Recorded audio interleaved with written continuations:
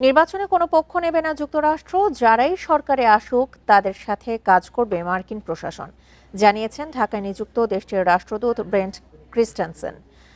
তিনি আরও জানান, আনুষ্ঠানিকভাবে কোনো পর্যবেক্ষক পাঠাচ্ছে না তার দেশ। এ সময় ইসির সচিব জানান, আনুষ্ঠানিক পর্যবেক্ষক না পাঠালেও ভোটের দিন ঢাকা, চট্টগ্রাম, সিলেট ও খুলনায় যাবে মার্কিন প্রতিনিধি দল।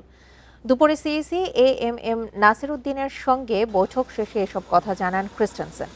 বলেন, আসন্ন নির্বাচন নিয়ে যুক্তরাষ্ট্র খুব উদ্গ্রীব। এর আগে ইসির সচিব আখতার আহমেদ বলেন, সিইসির সাথে বৈঠকে পোস্টাল ব্যালট নিয়ে আগ্রহ দেখিয়েছেন মার্কিন রাষ্ট্রদূত। এছাড়া আচরণবিধি ও আইনশৃঙ্খলা নিয়েও জানতে চেয়েছেন তিনি।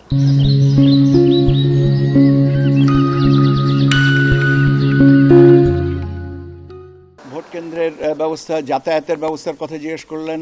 ওনারা ওখান থেকে আপনার কোনো পর্যবেক্ষক দল আসবে না, তবে ইন্ডিপেন্ডেন্ট একটা দল আসবেন, যেটা মার্কিন যুক্তরাষ্ট্র থেকে এবং আপনার দূতাবাস থেকে, মার্কিন দূতাবাস থেকে ওনারা ঢাকা, সিলেট, চট্টগ্রাম এবং খুলনায় ওনাদের মতন পর্যবেক্ষণে যাবেন।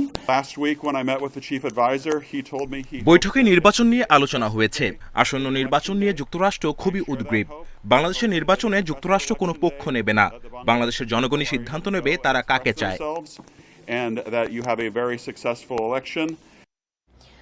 বাংলাদেশে নিযুক্ত নতুন মার্কিন রাষ্ট্রদূতের সঙ্গে বৈঠক করেছে সিইসি। এই বিষয়ে সবশেষ তথ্য জানাতে আগারগাঁও থেকে যোগ দিচ্ছেন আমাদের সহকর্মী সুলতানা জাহান মিতু।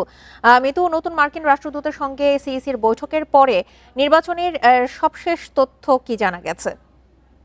দেখুন, নবনিযুক্ত মার্কিন রাষ্ট্রদূতের প্রধান নির্বাচন কমিশনের সাথে এই বৈঠক নিঃসন্দেহে চলমান রাজনীতিতে একটি প্রভাব রাখবে এবং এই যে রাষ্ট্রদূত আজকে প্রধান নির্বাচন কমিশনের সাথে দেখা করতে আসলেন, এর আগে কিন্তু তিনি বিএনপি চেয়ারপারসন এবং প্রধান উপদেষ্টার সাথেও সাক্ষাৎ করেছেন। আমরা জেনেছি আগামীকাল তিনি বাংলাদেশ জামায়াত ইসলামীর সাথেও সাক্ষাৎ করবেন।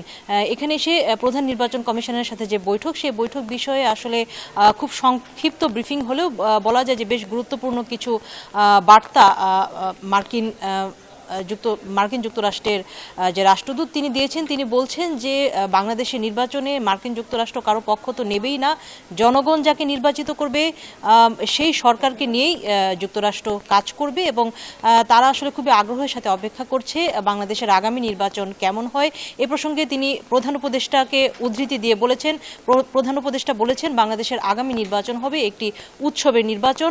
তিনি বলেছেন মার্কিন যুক্তরাষ্ট্র অপেক্ষা করছে একটি উৎসব মুখর নির্বাচনের জন্য এবং সেই নির্বাচনের পরে যে সরকার আসবে তাদের সাথে মার্কিন যুক্তরাষ্ট্র খুব আগ্রহের সাথে কাজ করবে এবং তাদের যারা প্রতিনিধি দল আসতে চলেছে, অনানুষ্ঠানিক যে প্রতিনিধি দল যেটি আপনি জানেন, তারা বাংলাদেশের যে জেলাগুলোতে কাজ করবে সেখান থেকে তারা যে রিপোর্ট পাবে সেটি সরাসরি মার্কিন সিনেটে পেশ করবে। তেমনটা তিনি জানিয়েছেন। একটি বিষয় যে নিরাপত্তা ব্যবস্থা নিয়ে বৈঠকে বেশ গুরুত্বের সাথে আলোচনা হয়েছে। তিনি নির্বাচন কমিশন সচিবকে প্রশ্ন করেছেন বাংলাদেশের নিরাপত্তা ব্যবস্থা নিয়ে আসলে গুরুতর কোনো বিষয় আছে কিনা বা নিরাপত্তা ব্যবস্থা নিয়ে বাড়াবাড়ি করার মতো কোনো পরিস্থিতি তৈরি হয়েছে কিনা। নির্বাচন কমিশন সচিব জবাবে বলেছেন বিষয়টি আসলে তাদের ঠিক সেভাবে জানা নেই, তবে সুনির্দিষ্ট কোনো অভিযোগ যদি মার্কিন দূতাবাসে থাকে সেটি তারা নির্বাচন কমিশনকে জানাতে পারে, সে অনুযায়ী নির্বাচন কমিশন ব্যবস্থা নেবে। আপনি জানেন যে নির্বাচন কমিশনের সাথে নবনিযুক্ত মার্কিন দূতাবাসের যে রাষ্ট্রদূত রয়েছে তার এটি প্রথম বৈঠক এবং খুব স্বাভাবিকভাবে প্রতিটি রাষ্ট্রদূত যখন দূতাবাসে নিযুক্ত হয়ে থাকেন তারপরে তিনি গুরুত্বপূর্ণ ব্যক্তিদ্বয়ের সাথে বৈঠকের পরে তিনি তার কর্মপরিকল্পনা সাজিয়ে থাকেন। সবকিছু মিলিয়ে নির্বাচন কমিশনের যে বক্তব্য এবং মার্কিন যুক্তরাষ্ট্রের দূতাবাসের যে বক্তব্য সেটিতে বোঝাই যাচ্ছে যে তারা আসলে নিজেদের মতো করে বুঝতে চাইছেন নির্বাচনের পরিবেশটা কেমন হতে যাচ্ছে। এ বিষয়ে আসলে গণমাধ্যম কর্মীদের কোনো প্রশ্ন কিন্তু রাষ্ট্রদূত নেননি। সেক্ষেত্রে হয়তো আরও বিস্তারিত জানা যেত যে বাংলাদেশের আগামী নির্বাচনের পরিবেশ নিয়ে যুক্তরাষ্ট্রের ভাবনাটা কি। এখন পর্যন্ত এই ছিল সবশেষ। নির্বাচন কমিশন ভবন থেকে সবশেষ তথ্য জানাচ্ছিলেন আমাদের সহকর্মী সুলতানা জাহান মিতু।